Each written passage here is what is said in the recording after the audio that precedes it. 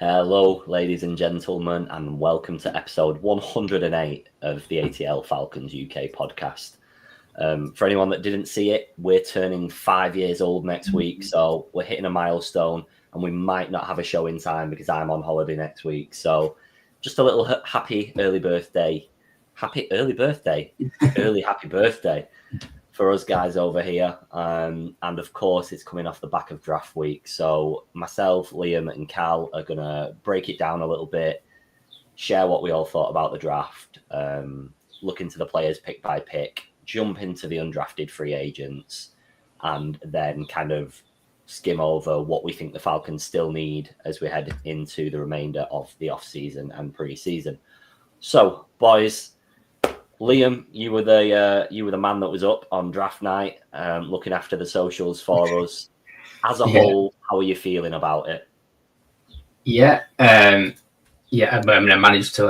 I stayed up for the pick I knew we had, but I managed to get second one because I didn't know that was coming. But yeah, I think we position-wise, I think we sort of tackled exactly what everybody hoped and expected we would tackle in the first round. Yeah, everybody said we'd have to some kind of defensive player, preferably someone who's can play on the edge, and that's precisely what we did. That's what we've been missing. It was a pick that like player wise, we didn't really know whether he would be available or not. There was some mocks had him going in top 10, some towards the end of the first, so it was kind of difficult to say whether we'll be able to take him or whether we're taking a similar sort of edge player. But I was happy with the pick. So when I knew he was on the board, I was 60-70% confident that's who we were probably going to take when I knew he was still there at the moment in time. And it just goes for he's from Georgia. He can play off the ball a little bit and obviously do some pass rush. Yeah. So it's like a bit of an expected one. I knew that the fan base obviously majority would be liking that pick. So I was pleased. And the next pick, the trade back in was a major surprise to me. I don't know about anybody else. Yeah, I didn't think we'd do anything like that because of the lack of capital that we had, but also just the cojones to actually do it, to be completely honest with you. I rate it though, because if you have your man, you go and get your man, regardless of outcome. We've seen best player available for so many years now, and sometimes it's not always fit our requirements. And whether it's a coincidence that he was our man and we do need him, or whether they just deemed him best available at that time and they've gone for him, either way, it's a good outcome. It's something that I would not have expected. If anything, I thought we'd trade down and just try and recoup a few more picks, but to be honest, worked out a treat. Yeah, I agree. I think I could only assume that we had an eye on a certain player and was only decided to do it if he was still there. That were my thoughts when I sort of saw. Well, obviously I didn't watch it live, but I watched it live the next morning without actually knowing who we'd. I didn't even know we traded back in because I just woke up to watch the rest of the draft, presuming I was just watching the rest of the team's pick, and then that wouldn't be it. But then I saw at the bottom it just comes up with the Falcons are picking next. I was like, we're doing what? I was like, automatically assumed that we were training back up for a quarterback. That was what I was like. But basically, I thought that we were going to take Maxwell Hairston. I was like absolutely chewing that he was still on the board right at the end. I thought we need a quarterback. We've traded up to take him. Yeah. And then we took another edge player. I was like, what is going on? But yeah, at the time I was a little bit like, I don't know, like I thought it was a bit of a strange one, like, because obviously we signed obviously a couple of edge guys in the agency, nothing long term or anything. We've got obviously vacated in places like that, sort of progressing a little bit, and then we've gone and taken 2 edge players. Yeah. But then I sort of thought about it a bit more, and then Joe Walker, I would imagine he's going to play more of a hybrid role. Like he's not going to play purely as an edge rusher. He's going to play more of a off the ball linebacker with some edge thrown in because he can do various different things. James Pierce Jr. is pretty much an edge rusher and only an edge rusher. He just to rush the quarterback. He's going to be a situational player. He's probably not going to play every down. I imagine Joe Walker's going to be on the field pretty much all the time. Yeah, Pierce is going to be on the field in situations where we're going for the quarterback, and that can work. Like it's a bit strange to sort of trade up for a player is situational and going to maybe not play all the time, but at the same time, if he has an impact when he's on the field, it's worth it, isn't it? So yeah, I think I don't know if you've all had the opportunity to see, but I think a lot of the interviews that came out today were quite telling of going for two people in the same sort of position, in the same kind of ballpark. Like you just said, we'd already picked up a few in free agency, and the summary was pretty much that. Let's have a look. Here it is. The summary was pretty much that that position was going to be on our bucket list this year and next year, and there was no guarantee that next year we could get our man. So why not go for someone that you are more secure and sure of this year? Yeah. If they sit for another year, it really isn't that deep. Some rookies sit for years and years anyway, don't they? So no one's going to be too concerned. But I kind of like that because obviously we know that hypothetically we're heading into next year's draft with no first round pick. So you're not getting a high priority target instantly unless you do some business. So why not take the punt this year and make that trade, get your man this year if you're not sold on anyone that's potentially going to be knocking around in the first next year. It's not that deep. Yeah. And obviously, like Cal said, it's going to be the 32nd pick of the draft. So yeah. We also don't have to stay up next year for the draft. Yeah, we'll be tonight too.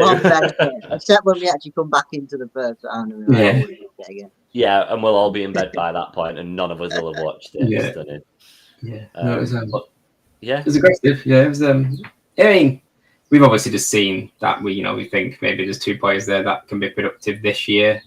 We think that we're in a good position to maybe do something this year, and it's kind of just gone all in, haven't we? Really, basically. A first round pick next year's useless if we could have used it this year and been good. So yeah, exactly. And again, this is the first draft in the last 4 or 5 years where I've thought, you know what, we've actually not really missed that much. I know, like you said, taking 2 edges in the first round's a little bit unorthodox, but we've also done much worse in terms of positional and like moving up. We traded up last year for Ruko row, which is absolutely fine. Like I'm not criticizing him as a player. We've got a lot to see yet. Obviously, he spent some time injured and then came in and everything, but he looked like a player that would almost certainly still be available by the time our pick came around. Whereas I don't think that would have been the case for this, and that's why I don't mind the ambition. Like you can kind of justify it that little bit more than maybe we have done in previous years when we've been that kind of aggressive. Yeah, I would say so. I don't think he would have obviously been anywhere near our pick. I don't think next time. So yeah, and so we've got a comment from Jordan who's just said there. To be fair, the prospects for next year don't seem anywhere near as good as this year. 100% happy with that trade, and that's exactly the same principle. Yeah, I think that's the main thing in it. Like you said, if these two work out this year and they both fly and they hit so many quarterback hits and they get a few interceptions, blah blah blah, then it works out perfectly. I'm not saying that's gonna happen, but you take the exactly. If they both work out this year, then next year's draft pick don't matter. We ain't got it now, but we've also earned off it a year early. Yeah. So the players are already another year into the rookie season. They've already a year with the team, and they're just hopefully it's going to get better. And obviously, that's exactly. position we've struggled on for forever. Apart from like one season. Well, 2017 was the last time a Falcons player had more than 10 sacks. Which is ridiculous. So why not fill it up and just pray that one of them gets it? we ended up on 40 last year, and that's probably just because of the last like 4 games we actually. Yeah. Ended Still up getting, basically rock bottom. Yeah, we wasn't like we was like 3rd or 4th bottom, but Yeah. obviously bringing these guys in, and obviously Ulbrich is back, so obviously it's going to be a different kind of defense next year. I think what Mark mentioned is going to be completely different. Yeah.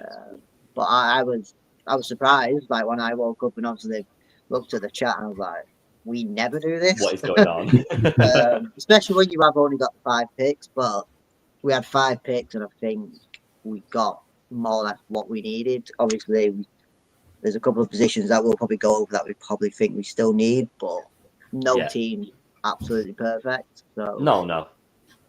There's still time in the off-season to pick someone else up. Exactly. I think some of the analysts were absolutely brutal about us as well. So there was a couple that were giving us like that in that A and B range. And then when you look, and it's usually ESPN and stuff like that, some of them had us as like the most underachieving team in the draft. And I thought, what are you actually... Have you just not bothered reading about what we need and what our requirements were and who we've actually picked up? So on offense, we literally was pretty high scoring on offense team. Obviously, swapping quarterbacks halfway through the season. You got a rookie that's came in. You've got 2 wide receivers that hit 1,000 yards each. You've got a running back who was unbelievable, top 3 easily. So yeah, we had to go defense, and everyone knew 100%. our first 2 picks were going to be defense. You got 2 players we needed, and like you said, cornerback's probably the only one that's sort of debatable at the moment. But if you're getting there's so many years we haven't got to the quarterback. If we're getting that pressure on the quarterback with these 2 new guys in this new scheme, you could probably have that cornerback who's not like an 8-year-old basically. You're never getting a perfect team. So if we're doing work on the front line, then the back end of the field should be all right. Yeah, definitely. Anything extra, Liam, before we start to break it down a little bit? No, I've seen quite a few graders like C and stuff like that, like quite well. Yeah. A lot majority of it was because we gave away the 1st round pick to move back up. That was kind of the but then you're grading on a hypothetical, because it's probably not going to be, but it could be the 31st, 32nd pick. Yeah, I mean next year. I know it's not going to be. It's probably going to be like, I'd say I'm hoping for like between second, 3rd and mid-3rd of the draft. Yeah, like, top half would be your aim, but because we essentially, I know we gave away a 1st round pick, but we got a 1st round pick back. I know, we essentially swapped 1st round picks, didn't we? Obviously, it's just that ours is not got a number on it at the moment. Like that's the difference. But essentially, we swapped 1st round picks, and we basically gave up the difference between a 2nd and a 3rd to do it, because the 7th doesn't really matter too much. Yeah, no, it's not really. Like, and it's got to be, if you win the division, if you win the division, you're already 20th, basically 18th minimum. Yeah. So that's money like we traded back to 26 anyway, and they obviously wanted that player who's never going to be there on our 2nd pick. So no, you could. It's all hindsight moment, isn't it? Like you could be an exactly. It's awful, but we go into the draft next year. These 2 are high flying. Well, it's worth that pick and more. So, yeah. Tell us that when we got a ring on our finger. Well, not us, but the boys. We've got Zen in the comments saying, who cares how good your corners are if the quarterback's getting sacked in 1 second? That's why we've got 27 edges in the roster. Yeah. It's a valid point. It is a valid point. We always say, your corners don't have to be as good if your edges are as good. Yeah, exactly. And like we all know, we've still got AJ sat in there, big bumper contract, obviously. Yeah. A little bit up and down last season, had some very good games, and then probably underperformed by his expectations and levels at some points. But a bit more stability and security around him, and the impetus isn't on him to be that good every single game. And I think our eyes were on him at points because we weren't getting those sacks, so the ball was over the top so often that he was getting all of the targets chucked near him. Yeah. I mean, 100% corner is the most, I would say, the more concerned. Well, maybe centre, but probably corner is probably the most concerning position for me, just because I think that second cornerback. I know we've got Mike Ford who's been here before. I think, and Matt Hughes wasn't too bad. Like No, I know what you mean. It's quite a drop off, though, isn't it? It's quite a drop off from Terrell to his second, and you kind of want them. Yeah. You kind of want them much closer, but I suppose there's other contributing factors. So we'll see how it goes. No doubt, people are going to get caught on and around the 1st of June, along with loads of other people.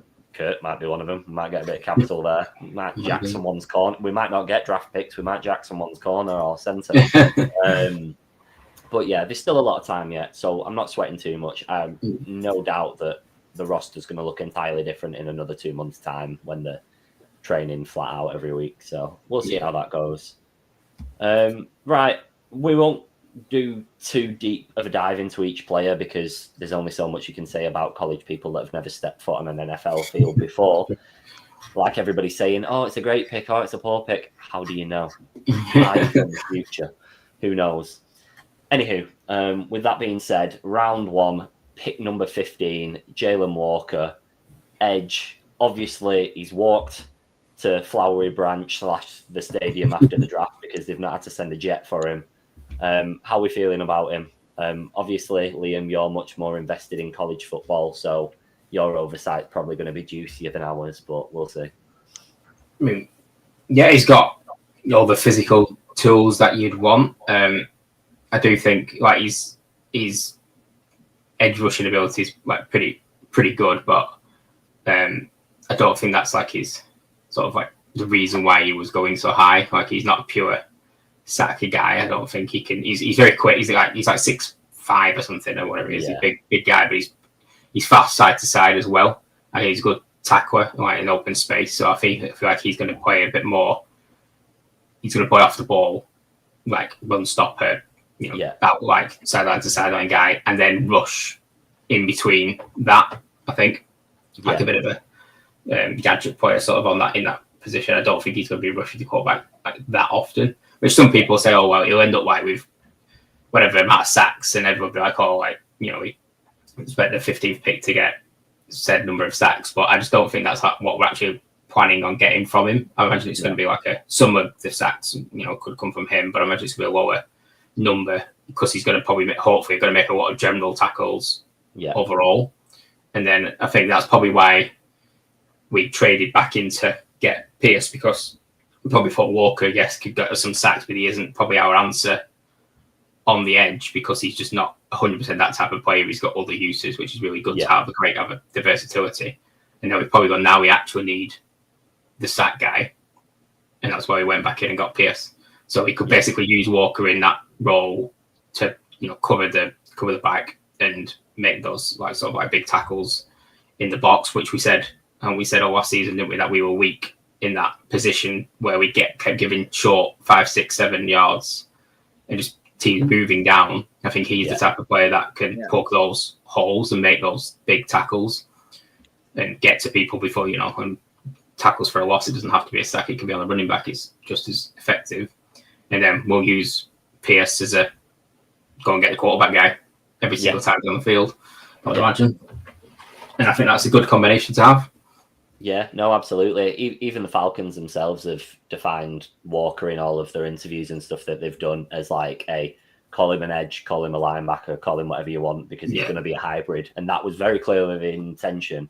And that is something that we need whilst we're so depleted in that general area. We just we just had nothing in defense in terms of stability or solidity for years now. So having someone that's that diverse and that hybrid is a massive bonus. And obviously it's nice to have a Georgia boy in there as well. Like, it doesn't happen too often. So you've got the little love story for a lot of the fans. I think it's the first Georgia player drafted in the first round since like 1966. I think when we literally the first year we was created.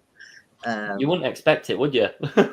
No, we've sort of Liam saying that as well. Obviously, I don't know much about college players. I've obviously seen highlights of the players drafting that, but I think it starts to make even more sense of now coming back into the first round we still needed that full-on edge guy. Like we've got the hybrid guy in Walker who can do bits of everything, which is obviously what we need, especially the run game, which was pretty abysmal at times. Like what Liam said, it'd be 4 or 5 yards, just constant. But stop, even if you stop half of them, you're winning half the battle straight away.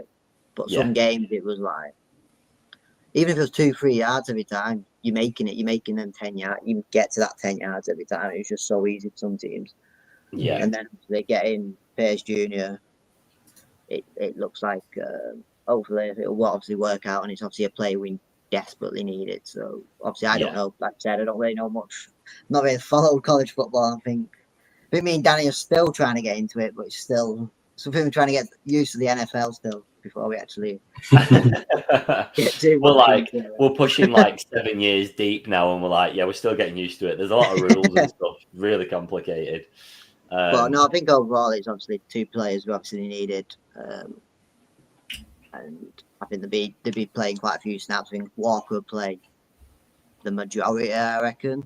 And then we've got a few injuries coming back from last year as well. Was it our second round last year? Yeah, we got Trice and people like that all coming back, and no, he's basically another rookie, but he's had the year of, even though he's been injured, he's been watching. He's been around, which don't help. And we all thought he was going to be the man last year out of the draft picks, and then obviously he fell apart after like 2 weeks. But we'll see. We'll see.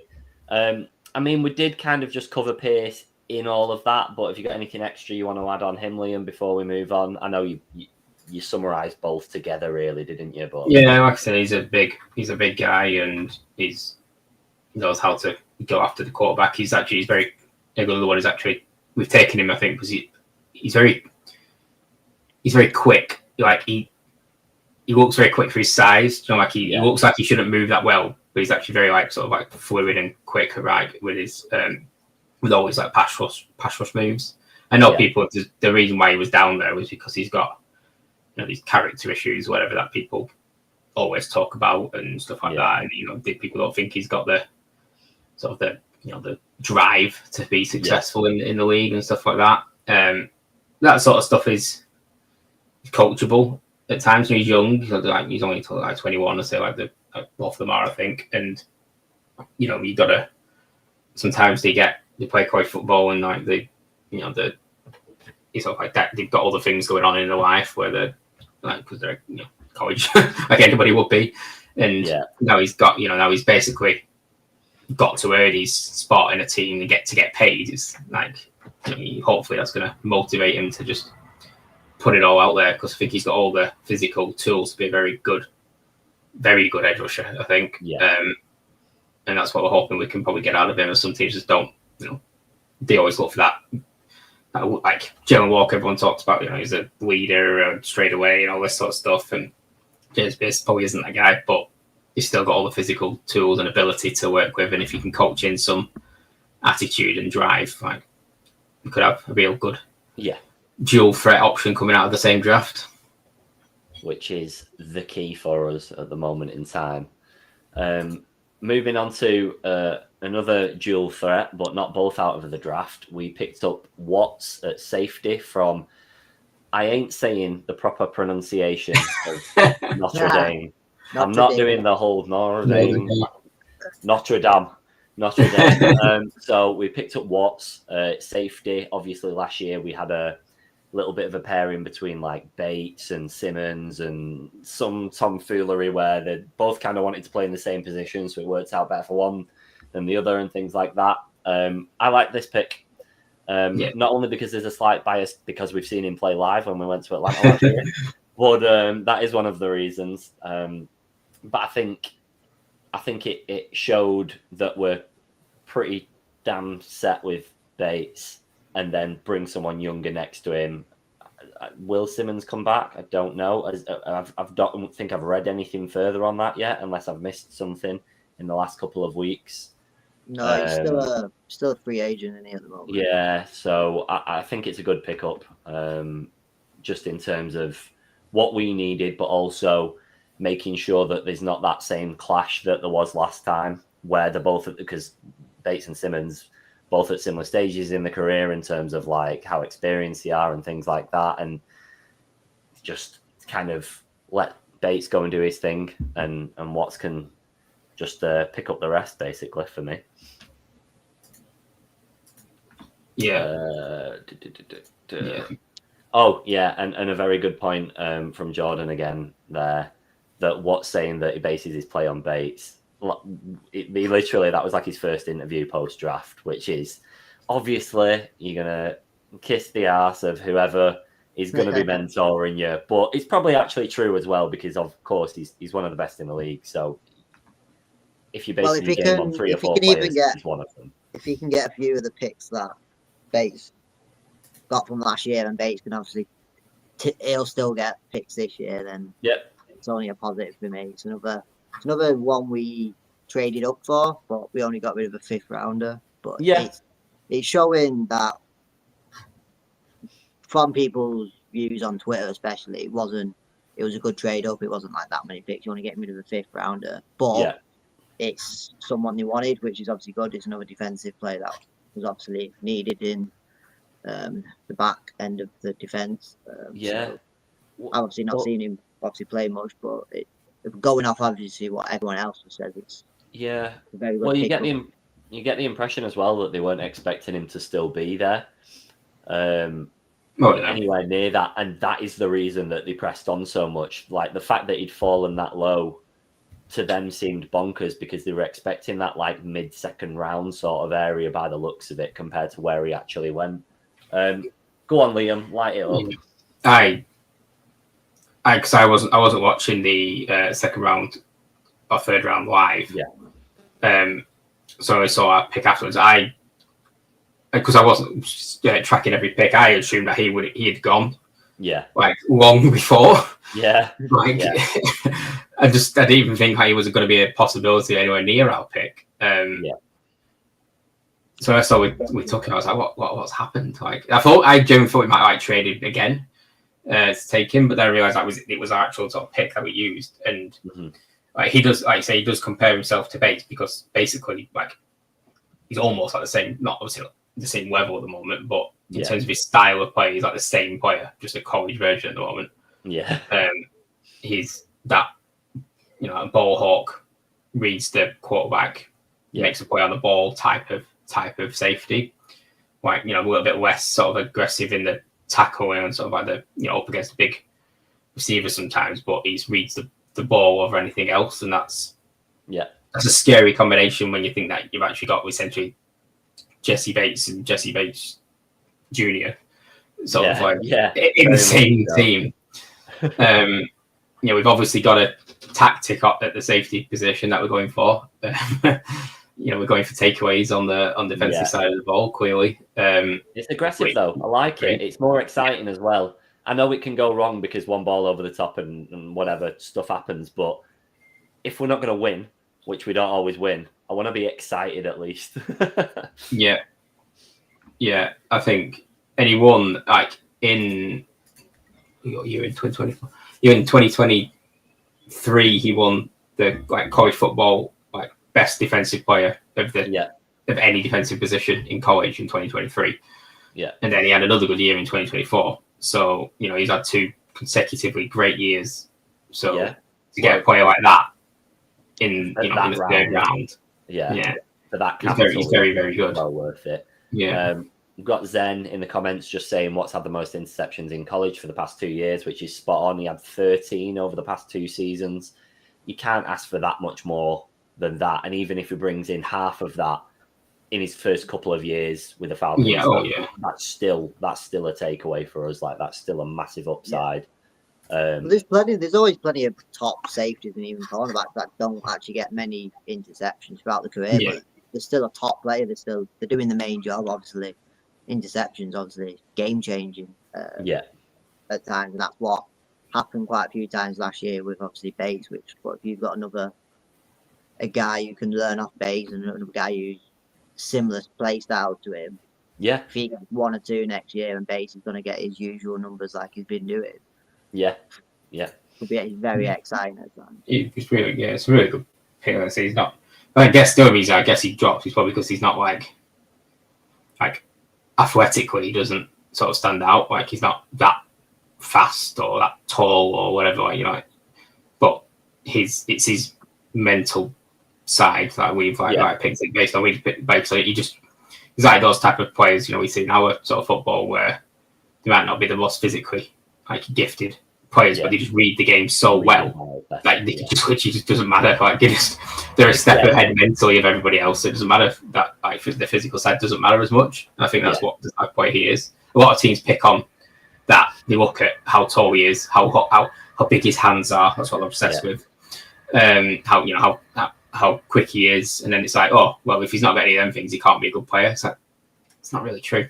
Yeah, same with quarterbacks, isn't it? Like if you've not got a big arm and you're not like fast, that means you're not good. But that's just not the case, really. Yeah, if you do all the things well, you read if you're mentally ahead of everybody else, you're probably just as good, if not better.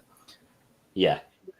Well, straight after that one, we picked up who is arguably in the top 10 literal names in the draft. Billy Bowman Jr. just has the best ring to it. There were some other sensational names in there. I just thought, what a name to have on your jersey. I don't even want Bowman Jr. I want Billy Bowman. I want the full thing. I'm having that next year, I've decided. So I hope our jersey provider can do that for us.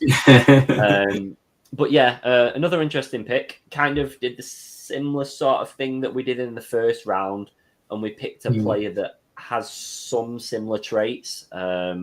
You'd say Bowman Jr.'s, from what we've said, we've picked him up to play in that nickel position, but also kind of that box safety position. So it's another one where you've got a pure version of the position in one player, and then like an alt version in your second pickup. So how are you feeling about Billy Boy? Yeah, I mean he brings a little bit something. Obviously, he actually just have quite good interception numbers, but he's kind of like a little bit different. He's the more physical tackling sort of style safety, like so you can come down into the box and almost basically play linebacker or play nickel. You can do that sort of role. So we've gone for versatility really. I think in this draft, by the looks of it, we've got a lot of sort of like players who can sort of move around different positions and bring something that will keep teams guessing. I was surprised that we went for that position. But then when I sort of like saw like, because I knew he was a safety and I kind of like knew who he was a little bit, but didn't realize that he'd done other sort of things while at Oklahoma that he'd been used in different positions. I just presumed he'd sort of played safety the whole time. So it's quite good that he was taken with, like that, who can cover some other positions for us. And I know it's a bit of don't really tell you too much, but because he plays for somebody like Oklahoma, who plays in one of the top conferences in college, like he's been tested. Yeah. Like he's played against like Alabama and stuff this season, so it's like he's been against like the top college teams, so it's not like his numbers stack up against like teams that just don't have any capable players. He's played against capable players and good teams all season. Yeah, and pretty much everybody that we took in the draft this year, I'm trying to think who it was. Yeah, they all playing the top divisions, especially the first. So they're all competitive. I know Notre Dame don't play in any conference. They just mill around, but they always challenge good teams because obviously they're one of the top teams in the country, so they always play good competitive games every time that they schedule.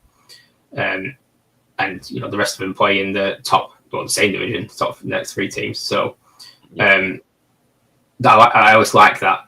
I know it doesn't necessarily mean they're a good player, but I just like the fact that they've been tested at college level as much as you can.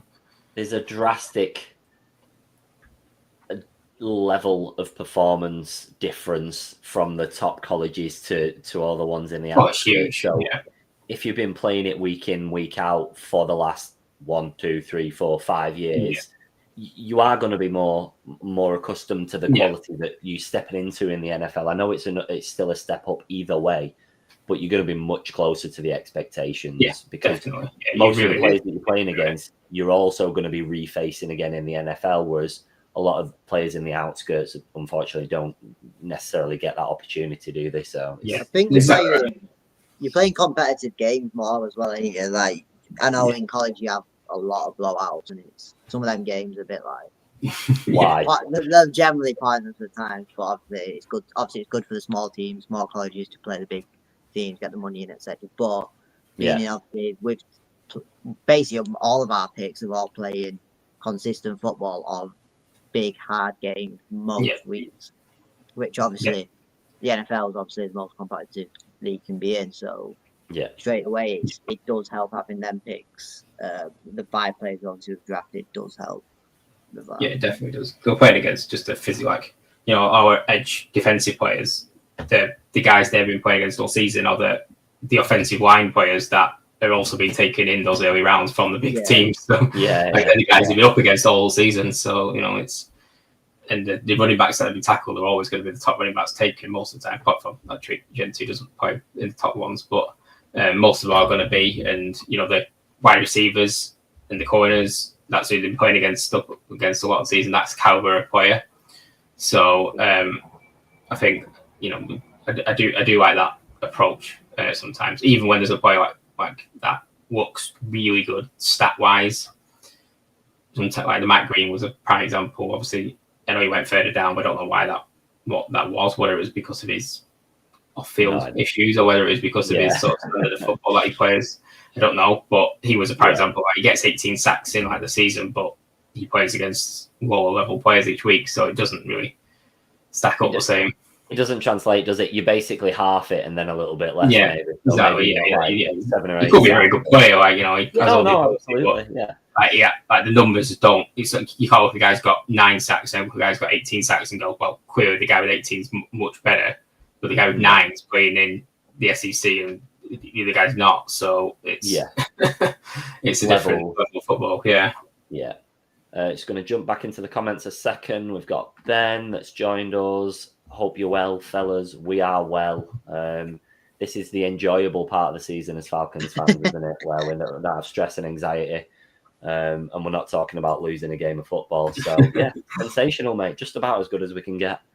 And then we got Jordan back in saying, I hope Bowman uses his smaller height to sneak around the nickel. His awareness is excellent, which we've pretty much covered the different style of play compared to the earlier pick, which is a bonus. Right.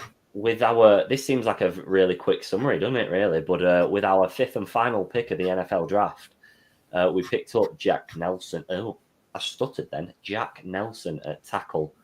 I'm going to be honest, I had next to no knowledge of Jack Nelson. I don't even think I'd heard the name, and that's just my college football knowledge isn't great. So anything that I've learned about him has come post acquiring him.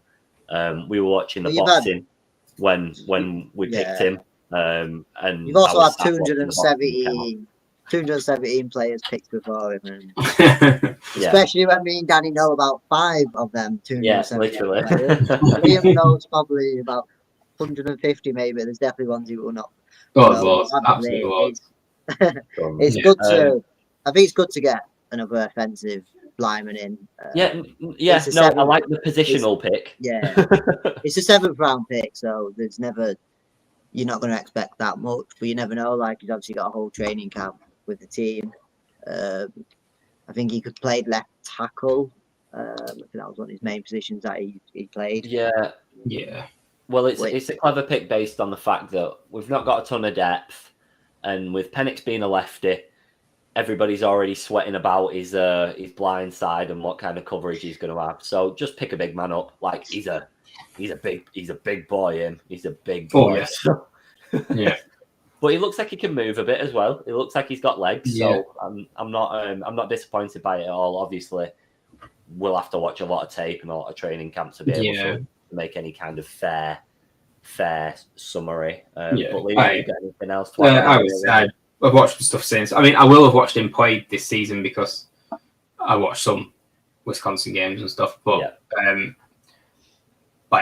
but like for me, like when I'm watching a lot of college football, because I watch it I don't watch it as somebody analysing it. I watch it as a fan. No, you watch it as a fan, yeah. I always concentrate on the skill positions. Like I recognise like wards and wide receivers, quarterbacks, running backs, edge rushers, because they're the guys like doing the things that everybody looks at. Yeah. So there's exciting defensive tackles. I'm never watching the offensive line. Very rarely. No. Not staring at an offensive lineman when there's like game going on. So the biggest compliment to a lineman is if I don't notice you, you're probably doing your job well.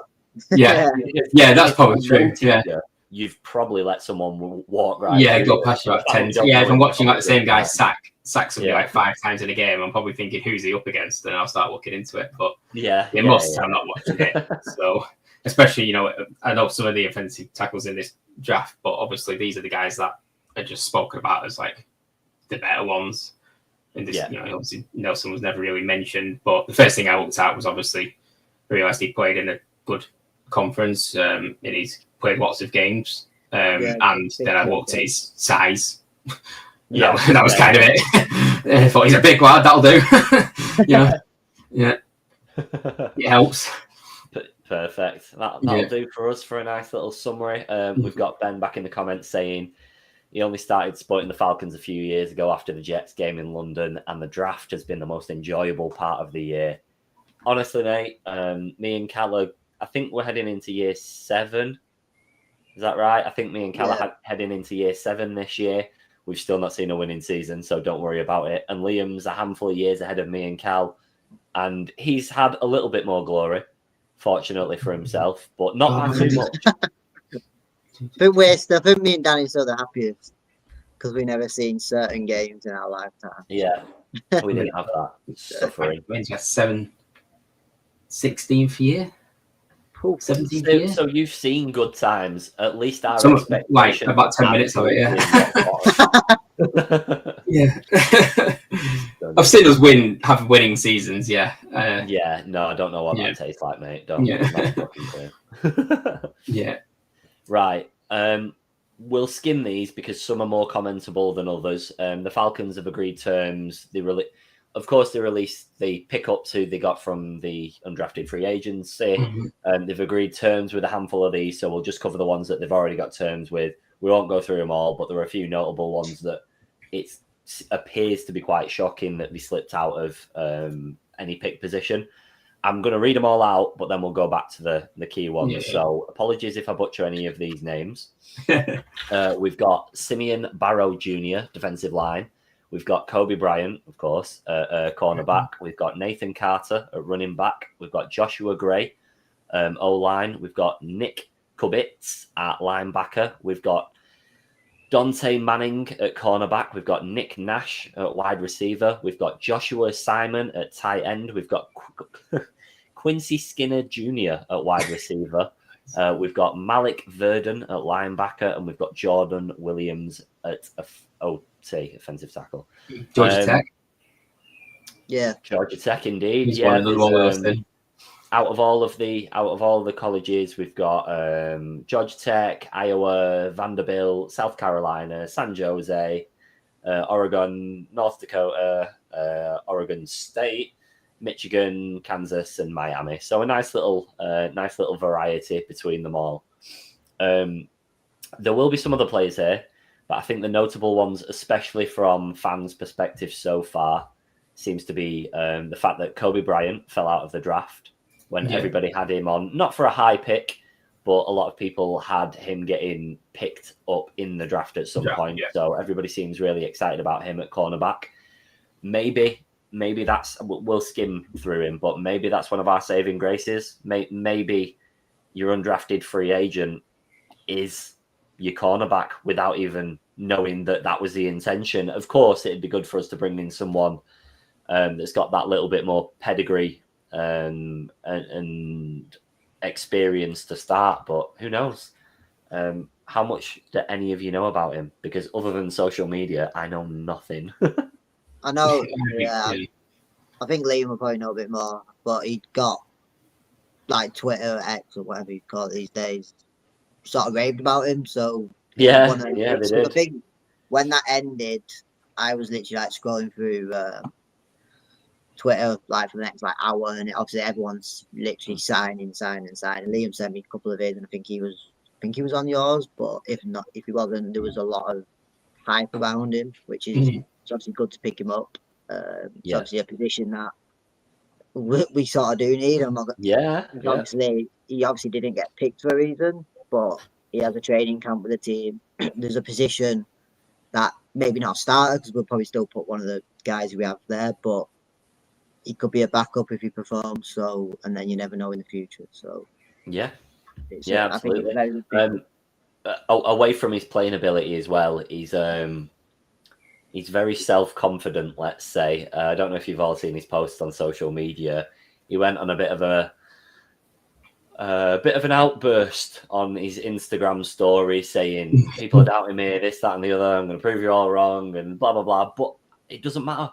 Like, there's no problem having self-confidence. And I think to play at this level in any sport, in anything, you've got to have that fine line between self-confidence and almost arrogance. You've got to be right on the border of that to actually excel in that environment. So I really don't mind it. But he's got a point to prove, and he's got a point to prove exactly. Himself, which is it can only benefit us if he turns into even a bang. Even if he turns into an average player, that's still better than 80% of the NFL. Into a steady player. Yeah, exactly. You never know, but I like the confidence. There's no point coming in like, oh, I've got to try, like blah blah blah. Come in with the confidence. No, I'll own that position. Why not? Yeah. I mean, his competition's not sky high, is it, at the moment in time? So well, it's not. That's unheard the good thing, of. though, isn't it? You've got a position that could be his if he makes it his. Yeah, absolutely. Liam, anything on Kobe Bryant other than his name being? Yeah. He's one of the players that I did like. Certainly one of the undrafted players, or local players. I actually do. I know who he is. He's a good. Because he's been like in like the All American or whatever they call it in the like the sort of the top players for college football for a couple of his years that he's played. He's got really good numbers. I think he's just another one that doesn't really stand out on the athleticism side again. That's probably why he didn't get picked up. He just doesn't. Again, he's just not that fast or that tall or whatever. So he's a solid player. He put up good numbers, so I think he's a good pick. He's probably maybe my third favourite out of the undrafted free agents that we picked up. I would say. Yeah, no, exactly that. Moving down the list a little bit, there's a handful more that have had some hype. But one that I've noticed more so than others is Nick Nash at wide receiver. This is one I'm quite pretty excited about. This is a really weird one in terms of how he's dropped out and playing for San Jose State. Statistically speaking, he's a player. Like, he's actually a player. So why the slip? Why no pickup? What am I missing?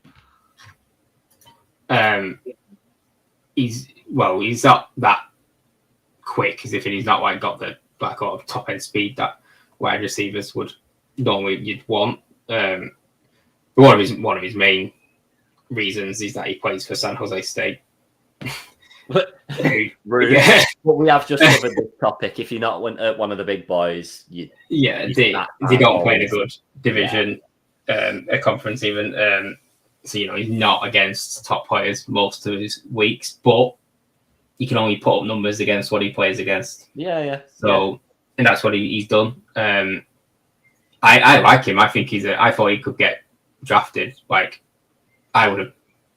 If you'd asked me before, like where he would get drafted, I would have said like probably like the 5th round. So that would have been my prediction. Which isn't like exactly high for a receiver, but it's a huge pickup though comparatively to what we've got him for. Yeah, it's what we got him undrafted. I thought that's very, very good. He's pretty. He's physical. Like he's our type of receiver. He's almost like a Timu Drake London sort of player. Yeah. Like he's got that.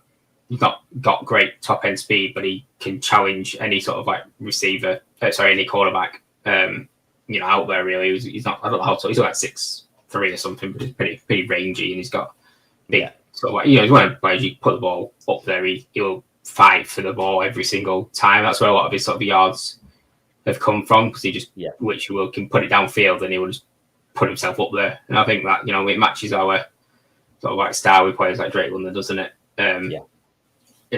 I hope he makes the roster. I feel like he could make it out of the players that we've got. He's one that I'm predicting. Again, I think it. Go on, Cal. No, I think it's one of them positions that it's another position he can make his own in that wide receiver 3/4 position. We've got our 1 and 2 like knuckle down, so them two fine, but he's definitely a position that he can make his own. He's obviously been hyped about quite a bit. Everyone was very surprised, and then everyone was sort of upset that we took him straight away. Which is obviously, if everyone else was annoyed we've taken him, he's a good player. He obviously gets. I don't know how the undrafted sort of works. I'm guessing loads of teams ring him and he gets picked. I bet you get tons of calls. Yeah. There's no downside to picking them up, is there? Like there isn't a downside. You cut them before the season, and it doesn't really matter that much. No. So I'm guessing he obviously sort of picks where he wants to go as well. He's obviously probably looked at thinking he can make this roster, which he hopefully performs in the off season. Gets that connection with Penix as well, and then the other wide receivers, and then makes it own. Plus, he replied to us on Twitter and he followed us, so even better. Come on. That means we're rooting for him all the way. Jordan's just said in the comments, I can see him flexing in for wide receiver 3, not beyond the realms of possibility whatsoever. Our wide receiver room performed well last season, but if you look at the players on paper, they're not exceptional players. They just all had a very decent time considering the quarterback situation, the quality of the rest of the team. That was probably the position group that excelled for us last season. But who knows? Could have been a fluke. Could have been a lucky dip, but we'll see. Yeah. Other than them boys, I wasn't going to pick any other of the specific names out unless either of you two have any others that you want to skim over before we start to move on and wrap it up a little bit. My favourite undrafted free agent signing was actually Joshua Simon, the tight end. I think he's really good. He got like, I don't know how many. He was the leading. He might have been. I don't know if he's definitely leading touchdowns. I think South Carolina this season. I'm not sure. He might have even been leading in yards for the team. I can't remember something. He certainly led in some areas. Yeah. He's a bit like the John O. Smith type of player that we used to have. He's not. Okay. He's got speed about it. A little bit of speed. He's not massive. Like he's not like the type of tight end where like he's physically like massively imposing. He's still pretty tall, obviously, because he's a tight end. But he's quite. He gets in behind like players, and he's good in the end zone. That's what I quite like about him. Nice. He catches a lot of balls directly in the end zone. I don't know how many touchdowns were directly in the end zone this year, but he had quite a few, I would imagine. Yeah. Again, he plays in a good conference. He's probably my favourite player, him or Nash. But my thoughts, I think, why? Well, Nash. Yeah, probably all of them. Actually, I would say that I don't know about how old Bryant is, but Nash, Simon, and I think Joshua Gray, defensive lineman from Oregon State. They're probably like some of the players that were like surprising to go undrafted. Yeah, because they were good, and I think the reason I didn't actually know this at the time, but I think the reason when I looked into it is actually that all three of them are 25.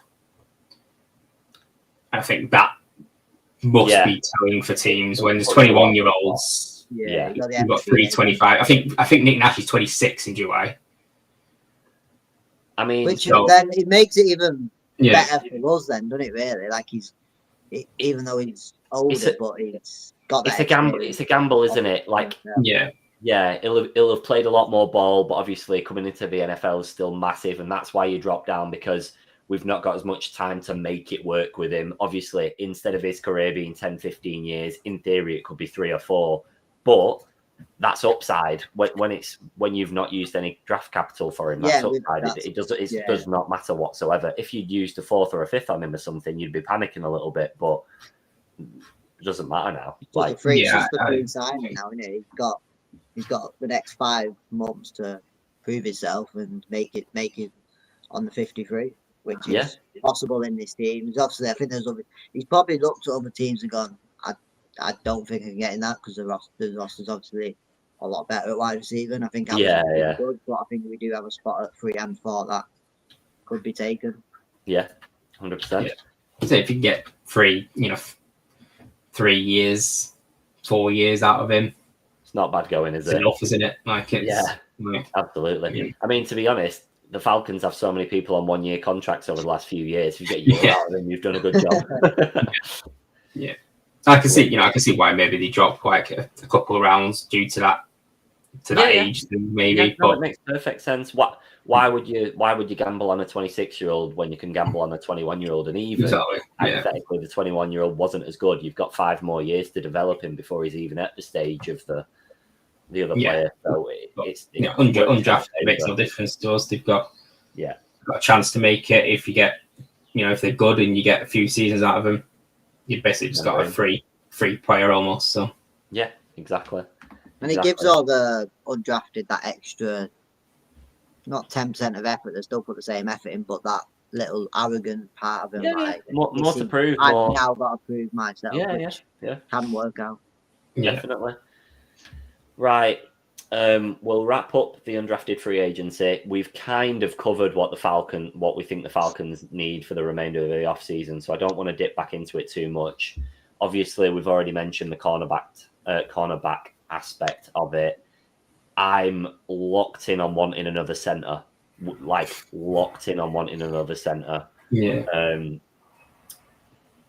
We saw what happens when you have a run of games with Ryan last season, and even though not shocking, not really bad or anything like that, but definitely massive room for improvement. And if you're going into a season and that's your highest ceiling in that position, I want competition at least. He needs. I don't know who's available. I keep having a look, but to be honest, somebody needs cutting from somewhere, because there's nothing out there at the moment in time that's making me want to jump. But I still think we need to pick someone up regardless of that. For me, like you said, cornerback, center. After that, I'm hovering around if there's any. I know it's a bit of a random one, but any tight ends on the go, just because you don't know really what you're getting from Pitts. That isn't a high priority, but I don't know what to say about him anymore. Like, I like the guy in terms of what he could be, but until we see it, we're in year 5 now. Like, it's just not. It's not gone to plan so far. So they'd probably be my main ones at the moment in time. There's a lot of time left for it, but have you guys got any positions that you're looking at? Probably defensive tackles. Probably one that I think. I don't know if we'd go all in to get a player. But we've got Onyemata and Rook, who kind of was a defensive end / defensive tackle, and Onyemata looks he's solid when he lost, but not amazing.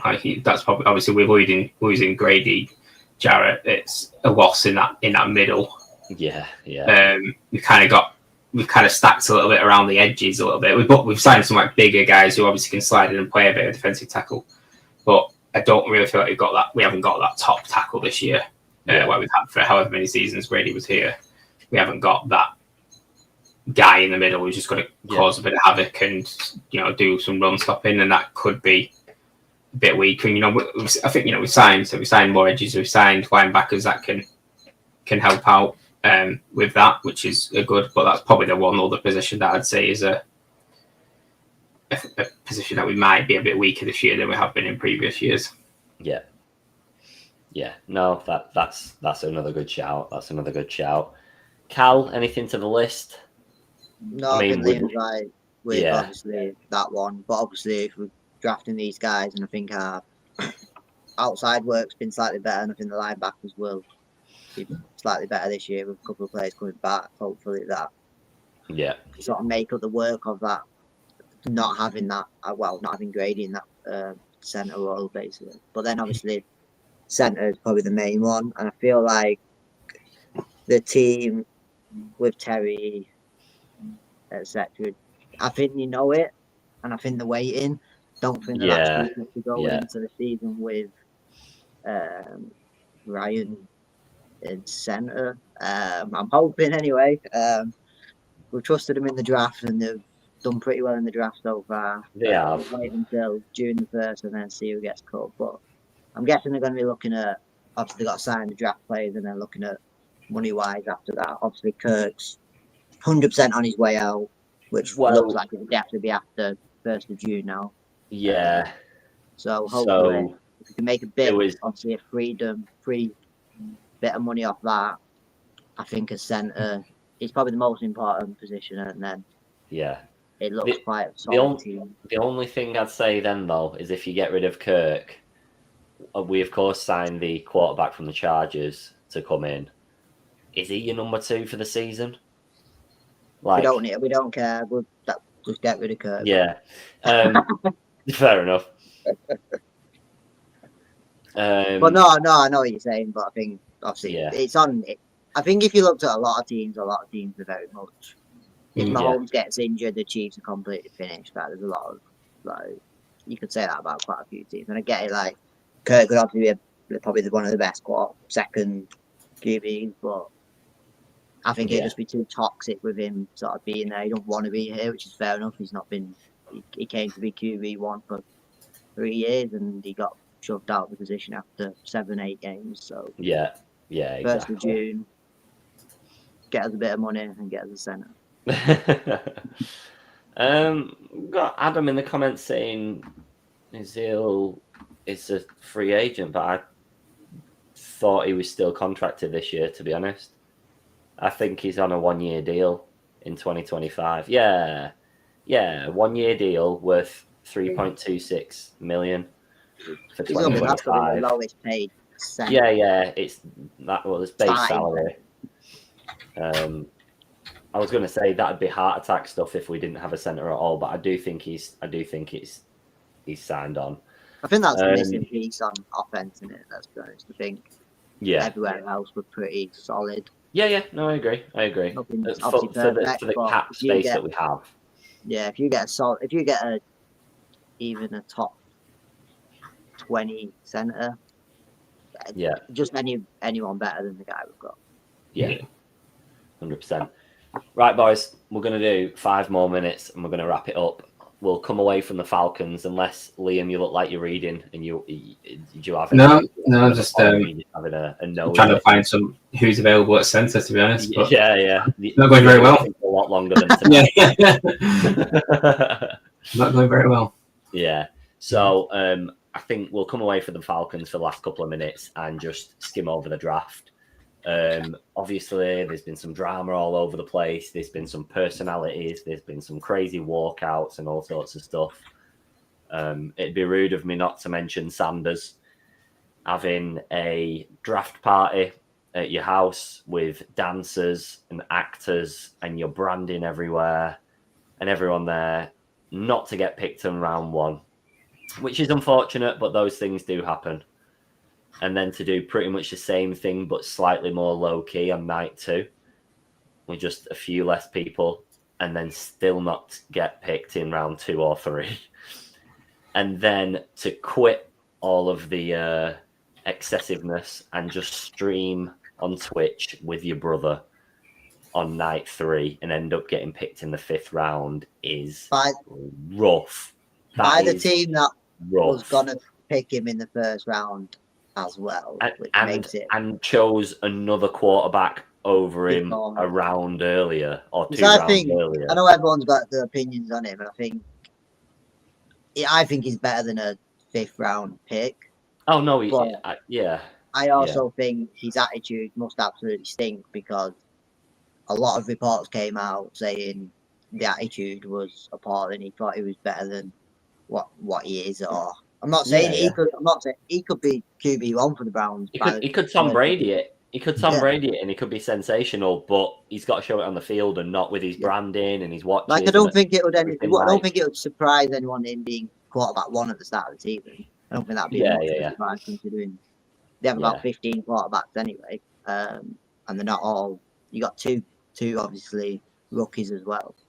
But it's obviously an attitude problem. I think hopefully it'll humble him, and it'd be good to see him do well still. I don't want. No, I agree. It's going to be an interesting pre-season for them boys with 5 quarterbacks. Obviously, you're going to assume that Kenny Pickett's gone.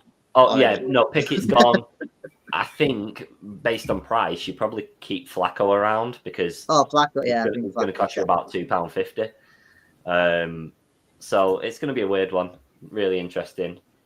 Any other draft points or anything that any of you noticed? Obviously, we've got Travis going and everything like that, and he was over the moon, and we did discuss him last week. So it's kind of what we thought, to be honest. Yeah. I think I was quite. I'll go on.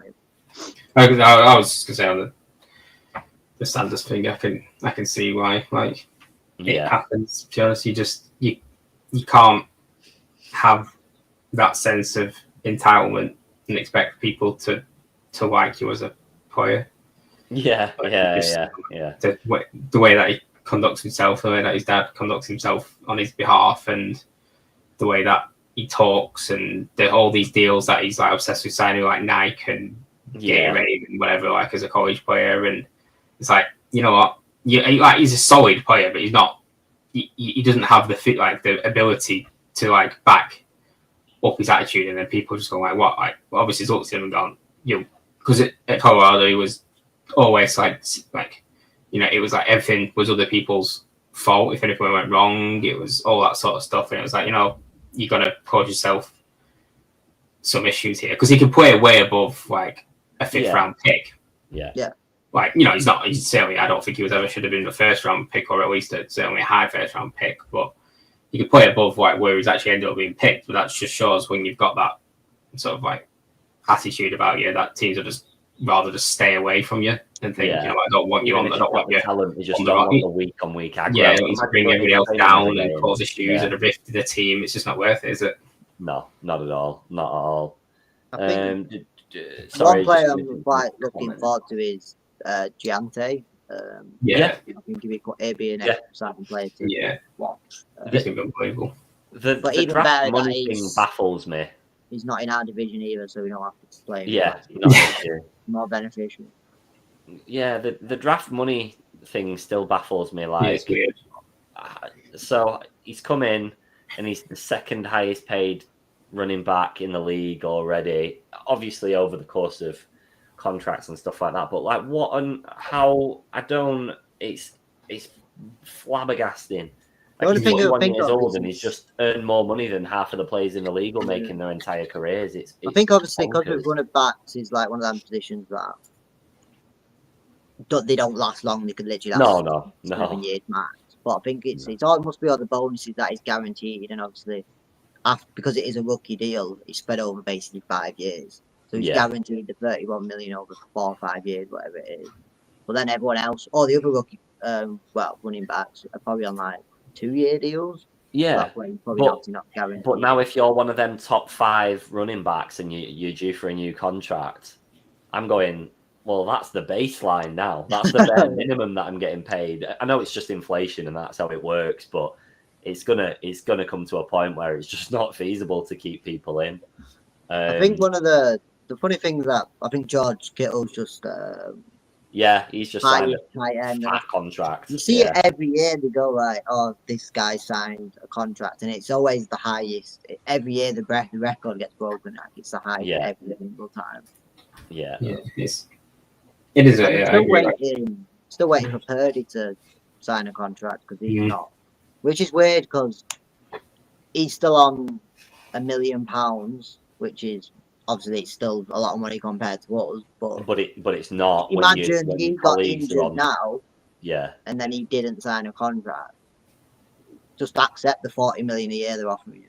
You're not a £55 million quarterback. It's audacious what he's doing. He's trying to rack up a bidding war, I reckon. So he gets a few shouts from other teams saying, "Oh, we could give you this, and we could give you that." So let's see.